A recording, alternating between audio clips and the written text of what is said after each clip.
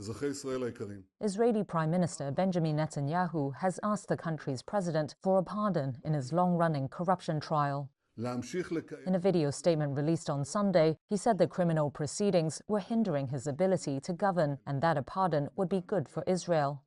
Netanyahu, the country's longest-serving prime minister, denies the charges he faces of bribery, fraud and breach of trust. His lawyer said in a letter to President Herzog's office that the prime minister still believes the legal proceedings would result in a complete acquittal.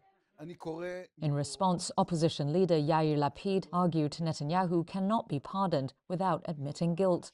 In a video addressing the president, he said Netanyahu must also express remorse and immediately retire from political life.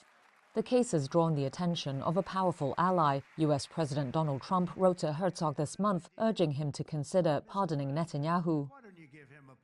Pardons in Israel are typically granted only after legal proceedings have ended and the accused has been convicted. However, Netanyahu's lawyers argued the president can intervene when public interest is at stake. They said the cases against Netanyahu had deepened societal divisions and that ending the trial was necessary for national reconciliation.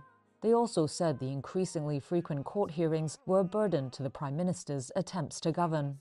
Netanyahu was indicted in 2019 in 3 separate but related cases. They center around accusations that he granted favors to prominent business figures in exchange for gifts and sympathetic media coverage.